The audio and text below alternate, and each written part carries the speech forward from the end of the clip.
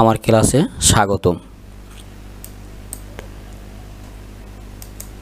প্রিয় শিক্ষার্থী বন্ধুরা, আজকের এই ক্লাসটি মূলত নবম ও দশম শ্রেণীর শিক্ষার্থী বন্ধুদের জন্য। বিষয় কৃষিবিজ্ঞান, পঞ্চম অধ্যায় বনায়ন। এর প্রথম থেকে তৃতীয় পরিচ্ছেদ নিয়ে ডিটেলস আলোচনা করব ইনশাআল্লাহ। আশা করছি প্রিয় শিক্ষার্থী বন্ধুরা আপনারা অবশ্যই আমার আলোচনার সাথেই থাকবেন এবং শেষ সময় পর্যন্ত ক্লাসটি উপভোগ করিবেন। প্রিয় শিক্ষার্থী বন্ধুরা, কি কি মূল আলোচ্য বিষয় আপনাদের জন্য রেখেছি। আজকের ক্লাসে আলোচনা থাকবে বনায়ন সম্পর্কে, আলোচনা থাকবে বাংলাদেশের বন অঞ্চলের বিস্তৃতি নিয়ে, আলোচনা থাকবে বন সংরক্ষণ বিধি, বন্য প্রাণী সংরক্ষণ বিধি, বন নার্সারির ধরন, মাতৃগাছ নির্বাচন, বীজ সংগ্রহ পদ্ধতি। এছাড়া বীজ নিষ্কাশন পদ্ধতি নিয়েও আলোচনা করব ইনশাআল্লাহ। বীজ সংরক্ষণ এই বিষয় নিয়ে আলোচনা করব। এছাড়া নার্সারির জায়গার পরিমাণ নিয়ে আপনাদের সাথে আলোচনা করব। প্রিয় শিক্ষার্থী বন্ধুরা, অবশ্যই আপনারা বুঝতে পারছেন কি কি বিষয় নিয়ে আজকের ক্লাসটি হবে এবং অবশ্যই আপনারা সুন্দরভাবে খাতায় নোট করিতেছেন এবং আজকের আলোচনা থেকে কিন্তু প্রিয় শিক্ষার্থীবৃন্দ মূল্যায়নও থাকবে। অর্থাৎ ক্লাসটি আপনারা কতটুকু মনোযোগ দিয়ে দেখছেন বা আমার কথা শুনছেন এরপর ভিত্তি করে মূল্যায়ন থাকবে এবং সর্বশেষ প্রিয় শিক্ষার্থী বন্ধুরা আপনাদের জন্য বাড়ির কাজও থাকবে। তো চলুন দেখি আজকের ক্লাসের বিস্তারিত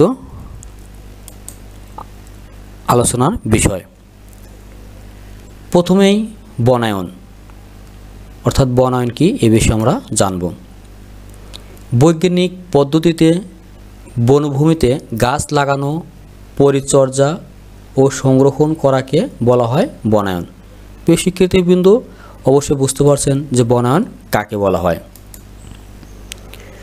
প্রিয় শিক্ষার্থী বন্ধুরা, প্রাকৃতিক ভারসাম্য রক্ষায় আমাদের দেশের মোট আয়তনের তুলনায় শতকরা 25% বনভূমি থাকা অপরিহার্য। প্রিয় শিক্ষার্থী বন্ধুরা, আসলে কি আমাদের দেশে শতকরা 25% বনভূমি আছে? আমরা একটু দেখি। সরকারি হিসেব মতে আছে মাত্র 17%।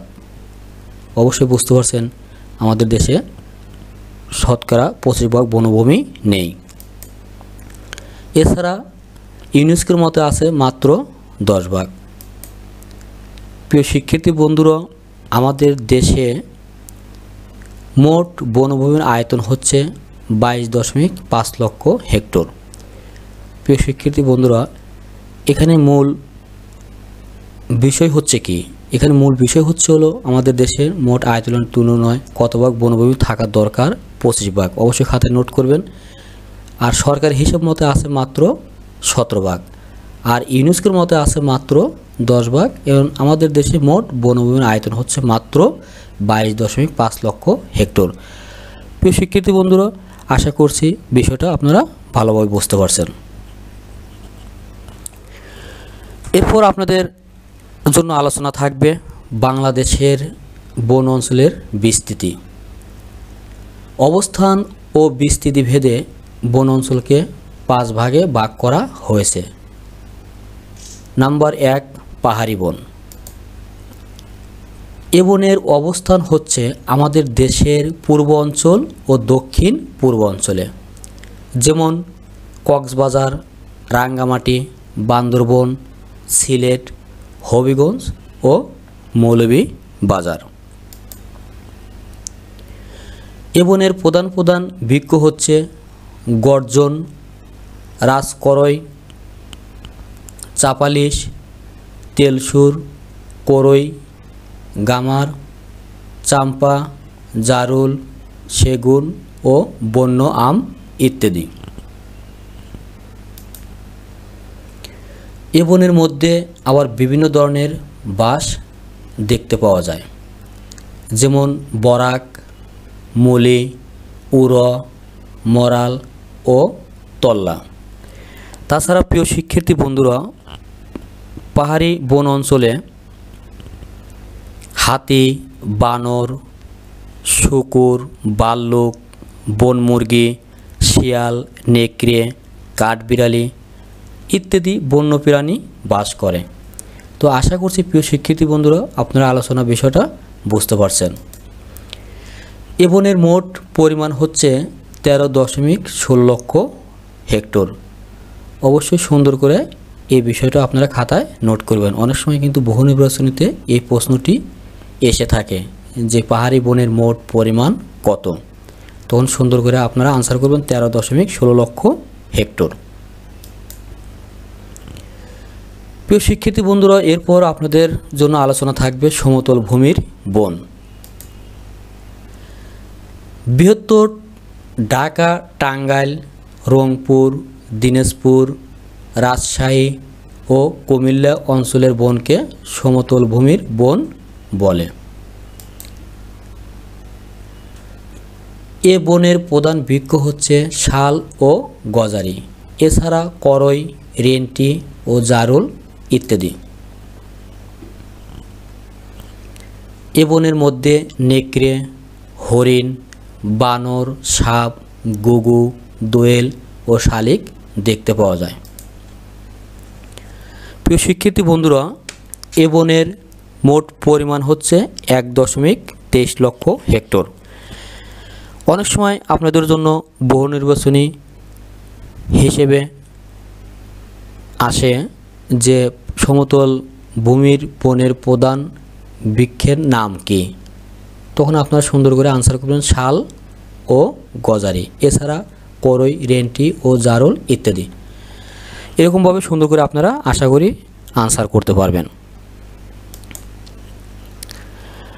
প্রিয় শিক্ষার্থী বন্ধুরা, এরপর আপনাদের জন্য আলোচনা থাকবে ম্যানগ্রোভ বন। প্রথমে আমরা জানব ম্যানগ্রোভ বন সম্পর্কে। বাংলাদেশের দক্ষিণ পশ্চিম কোণে অবস্থিত।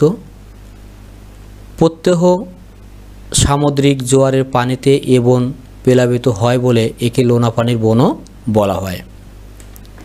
প্রিয় শিক্ষার্থী বন্ধুরা, খুলনা, সাতক্ষীরা ও বাগেরহাট জেলার দক্ষিণের বিস্তৃত এলাকা ম্যানগ্রোভ বলে পরিচিত। এ বনের গুরুত্বপূর্ণ বৃক্ষ হচ্ছে গেওয়া, গরান, পশুর, কেওয়া, বাইন, কাঁকড়া ও গোলপাতা ইত্যাদি। প্রিয় শিক্ষার্থী বন্ধুরা, এ বনের অধিকাংশ উদ্ভিদের ঊর্ধ্বমুখী বায়বীয় মূল রয়েছে। অবশ্যই বিষয়টা আপনারা সুন্দর করে আয়ত্ত করবেন। আপনাদের বইতে ম্যানগ্রোভ বন সম্পর্কে ডিটেলস আলোচনা করা আছে। আশা করছি আপনারা বইটি সুন্দরভাবে ভালো করে পড়বেন। তাছাড়া প্রিয় শিক্ষার্থী বন্ধুরা, এ বনে বিখ্যাত রয়্যাল বেঙ্গল টাইগার বাস করে। তাছাড়া বিভিন্ন ধরনের কীটপতঙ্গ ও জলজ প্রাণীও বাস করে। এ বনের মোট আয়তন 6000 বর্গ কিলোমিটার। আশা করছি ম্যানগ্রোভ বন সম্পর্কে আপনাদের স্পষ্ট ধারণা হয়েছে। আমাদের দেশে 3টি জায়গায় এই ম্যানগ্রোভ বন দেখতে পাওয়া যায়। 1 চকরিয়া সুন্দরবন, 2 টেকনাফ উপকূল, 3 বৃহত্তর খুলনার সুন্দরবন। অনেক সময় কিন্তু প্রিয় শিক্ষার্থী বন্ধুরা প্রশ্ন আসে যে আমাদের দেশে কয়টি জায়গায় ম্যানগ্রোভ বন দেখতে পাওয়া যায়। আশা করছি এই বিষয়টা আপনারা সুন্দর করে আনসার করিবেন। সামাজিক বন।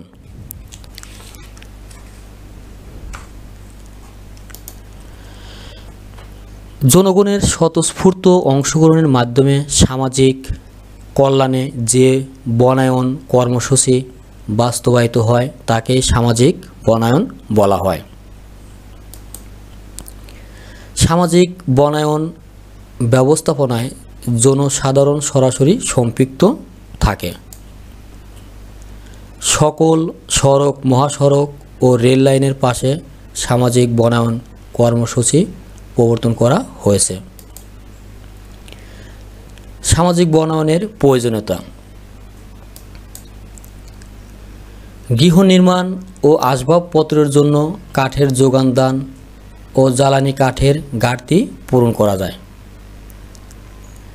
এছাড়া দরিদ্র জনগোষ্ঠীকে কাজে লাগানো এবং দরিদ্র বিমোচন করা যায়। প্রাকৃতিক ভারসাম্য রক্ষা এবং ভূমিক্ষয় রোধ করা যায়। মোস্ট ইম্পর্টেন্ট, সামাজিক বনায়নের প্রয়োজনীয়তার মধ্যে কিন্তু এইটা সবচেয়ে গুরুত্বপূর্ণ, যে প্রাকৃতিক ভারসাম্য রক্ষা এবং ভূমিক্ষয় রোধ করা যায় এবং জনগণের মৌলিক চাহিদা সামাজিক বনায়নের মাধ্যমে কি করা যায়? পূরণ করা যায়। এবং দেখতে কেমন?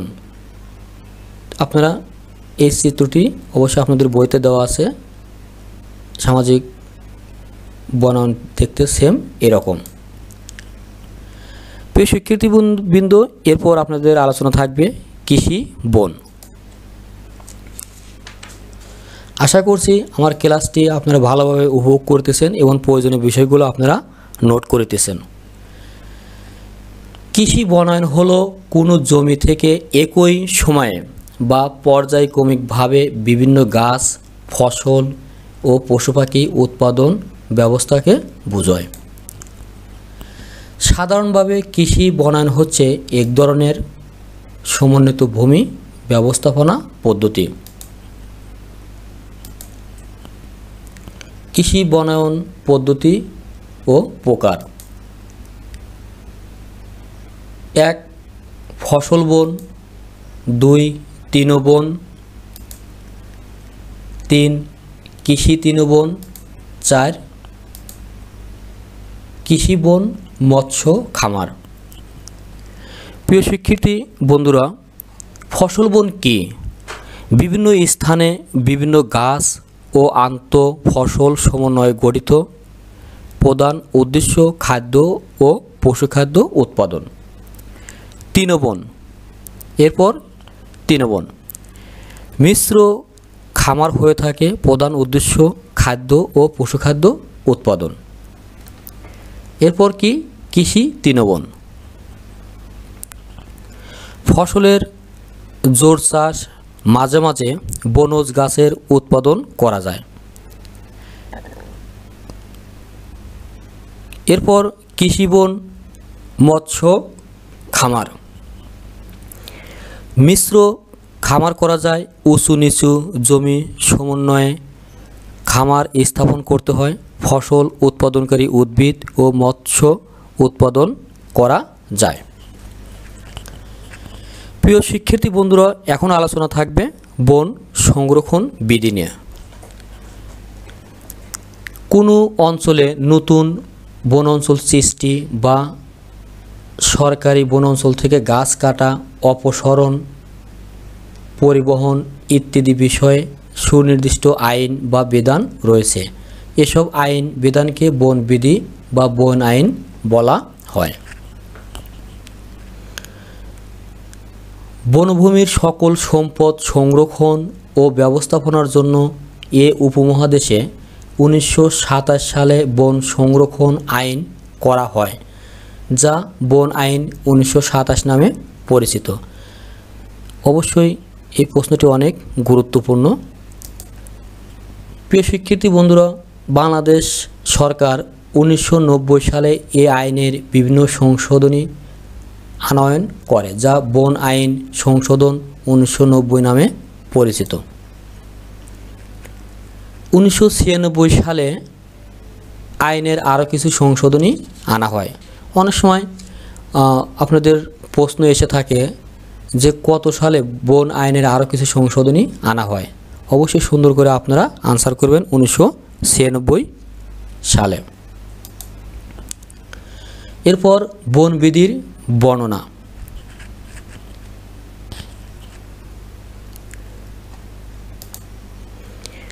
কর্তৃপক্ষের বিনা অনুমতিতে গাছপালা ও অন্যান্য বনজ সম্পদ আহরণ করা। এছাড়া আরও আপনাদের বইতে অনেক সুন্দরভাবে বিভিন্ন বিষয়ে আলোচনা করা আছে। বন বিধি নিয়ে আরও বিস্তারিত আলোচনা করা আছে, যেমন প্রয়োজনীয় অনুমতি ব্যতীত বনের গাছ কাটা, অপসারণ ও পরিবহন করা, বন কর্মকর্তা অথবা বন রক্ষণাবেক্ষণে নিয়োজিত ব্যক্তির কাজে বাধা প্রদান করা। এছাড়া বন অঞ্চলে গবাদি পশু চরানো, বনে শিকার করা, গুলি করা, মাছ ধরা, পানি বিষাক্ত করা অথবা বনে ফাঁদ পাতা, আরও বিভিন্ন ধরনের অপসারণ। বন আইন লঙ্ঘনের শাস্তির বিধান। কেউ যদি বন আইন লঙ্ঘন করে তার জন্য অবশ্যই শাস্তির বিধান রয়েছে। আমরা একটু দেখি, বন আইন লঙ্ঘনের বিভিন্ন ধরনের শাস্তির বিধান রয়েছে।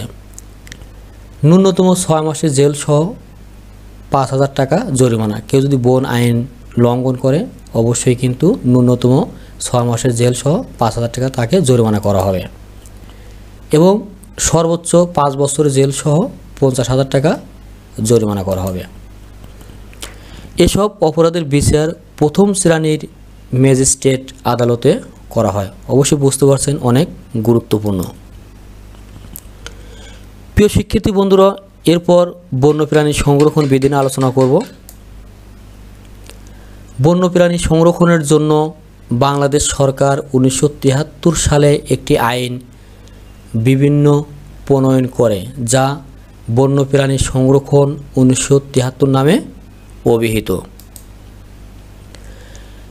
এ আইন বলে, বিনা অনুমতিতে যে কোনো উপায়ে বন অঞ্চলে বন্যপ্রাণী শিকার বা হত্যা করা, বন্যপ্রাণী প্রজননে বিঘ্ন সৃষ্টি, জাতীয় উদ্যানের সীমানার 1 মাইলের মধ্যে কোনো প্রাণী শিকার, বিদেশে রপ্তানি করা প্রভৃতির ক্ষেত্রে বিধিনিষেধ আরোপ করা হয়েছে। এই আইন লঙ্ঘন করা শাস্তিযোগ্য অপরাধ। অবশ্যই যদি কোনো নিয়ম থাকে, সে নিয়ম যদি কেউ না মানে তার জন্য অবশ্যই শাস্তি তো থাকবেই। এক্ষেত্রে বন্যপ্রাণী সংরক্ষণের যে নিয়ম আছে সেটা যদি কেউ অমান্য করে তার জন্য কিছু শাস্তি থাকবে, যেমন 6 মাসের জেল সহ 500 টাকা জরিমানা করা হবে। এছাড়া 2 বছরের জেল সহ 2,000 টাকাও জরিমানা করা হবে।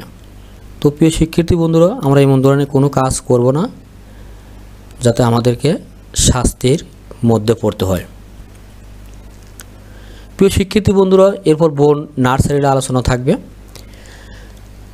আবিধানিক অর্থে বনজ নার্সারি হলো চারা গাছের আলয় বা চারালয়। অনেক সময় এই প্রশ্নটা কিন্তু প্রিয় শিক্ষার্থী বন্ধুরা আসে।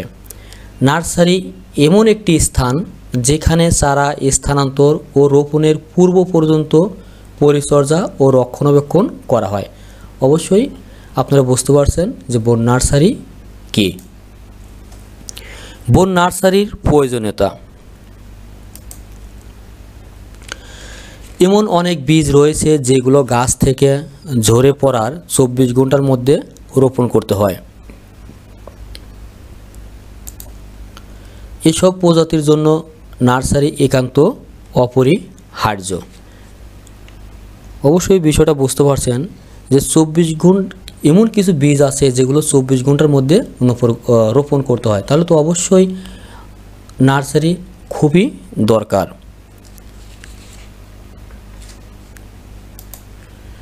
উদাহরণ দিলে আপনার বিষয়টা স্পষ্ট হয়ে যাবে, যেমন গর্জন, শাল, রাবার, তেলসুর প্রভৃতি উদ্ভিদের বীজ 24 ঘন্টার মধ্যে রোপণ করতে হয়। ভালো মানের বাগান করতে প্রয়োজন উন্নত মানের সুস্থ সবল চারা। আর এ ধরনের চারা একমাত্র নার্সারিতেই তৈরি করা যায়।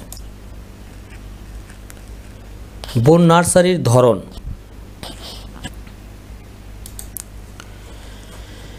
প্রিয় শিক্ষার্থী বন্ধুরা, নার্সারি বিভিন্ন ধরনের হয়। আপনাদের বইতে 4 ধরনের নার্সারি আলোচনা করা হয়েছে।